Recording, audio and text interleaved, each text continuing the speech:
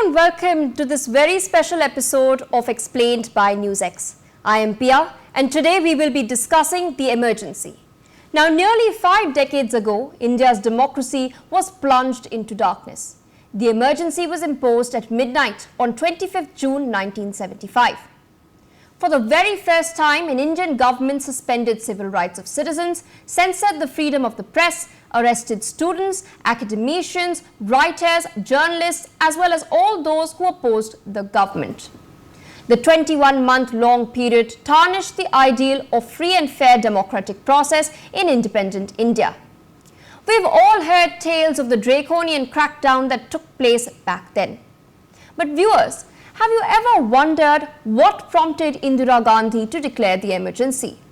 To understand that, we must first understand her meteoric rise in the political sphere.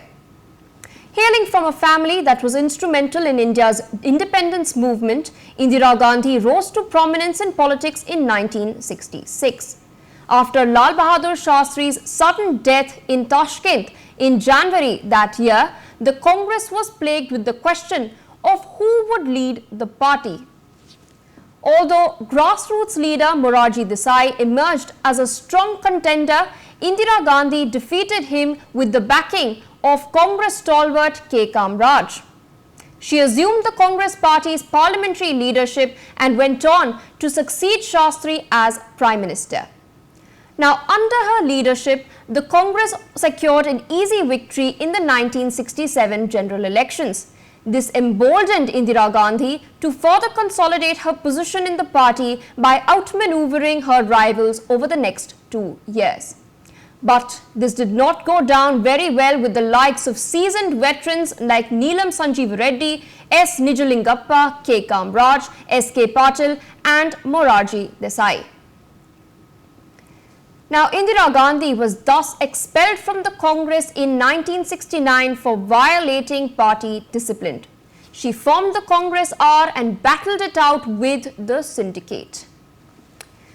But she emerged victorious in the 1971 general elections. She solidified her position and her faction of the Congress as the real Congress. So viewers, we've taken a look at Indira Gandhi's ascent. But what changed in a mere 4 years after this? Indira Gandhi's ascent was marked by several unilateral decisions. These contended the Supreme Court's rulings, whether on amending the constitution or the abolition of the Privy Purse. Her challenge to the judiciary reached yet another point with the landmark case of Nanda Bharti case. After the court's ruling, she appointed A.N. Ray as the Chief Justice of India.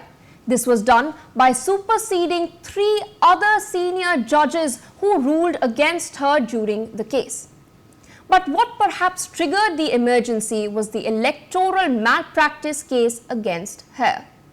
Raj Narayan, who had been defeated in the 1971 parliamentary election by Indira Gandhi, lodged cases of election fraud and use of state machinery for election purposes. In fact, the Allahabad High Court had found her guilty on the charge of misuse of government machinery for her election campaign. The court had declared her election null and void and unseated her from her seat in the Lok Sabha. The court also banned her from contesting any election for an additional 6 years. Although Indira Gandhi challenged this verdict, the Apex Court upheld the High Court's judgment on 24 June 1975. The Supreme Court ordered all privileges she received as a member of Parliament to be stopped and that she be debarred from voting. Merely a day later, Indira Gandhi requested President Fakhruddin Ali Ahmed to proclaim a state of emergency.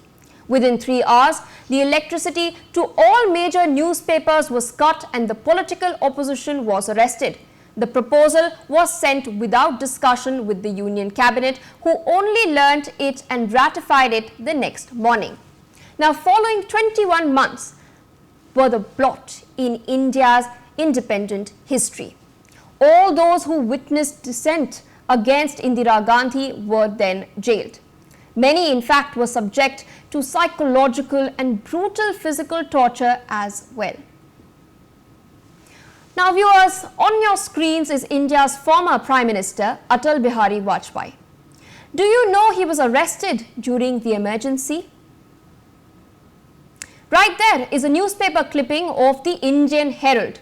The headline reads, JP, Morarji, Ashok Mehta and Vajpayee arrested. These clippings are dated 26th June 1975, a day after the emergency was declared.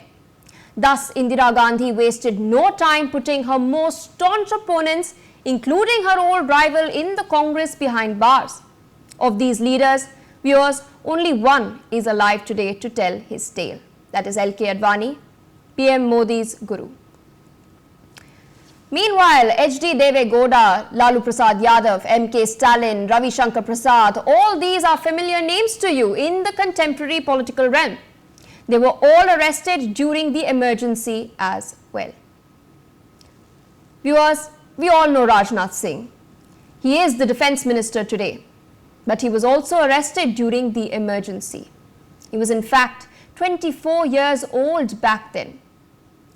Many may not know that while in jail, his mother suffered a brain hemorrhage and was admitted in a hospital for 27 days. Yet, he did not get parole. He could not attend her funeral. Now, viewers, let's in fact take a moment to recount what several other people faced, many of whom still remain unknown in the annals of history. One such person is Chokkalinga Chittibabu, also referred to as Mayor Chittibabu. He was a member of parliament from the DMK. He died at the age of 41 due to torture in the Madras Central Prison. All those imprisoned here were subject to countless atrocities to the point where kicking was considered commonplace. Viewers, this was the very same prison where M.K. Stalin was kept as well. Now, Mayor Chittibabu is said to have withstood the blows that were about to fall onto Stalin, thereby saving his life.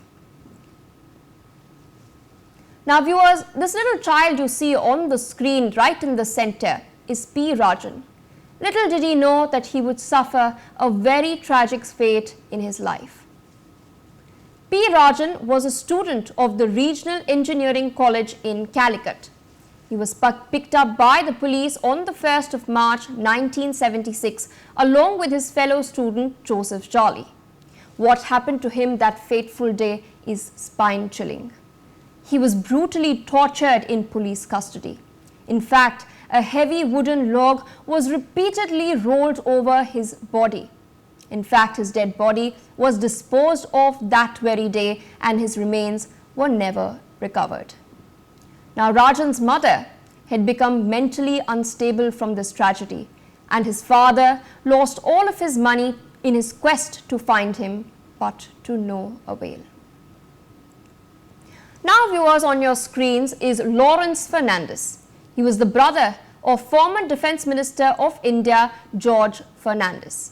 Might also know George Fernandes as being the leader of the All India Railways Union. He in fact led the All India Railway strike in 1974. This is a picture of him being arrested due to that.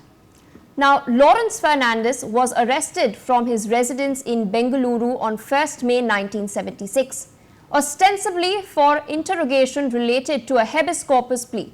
He was picked up by the police at 9 p.m. and was tortured until 3 a.m. the next day.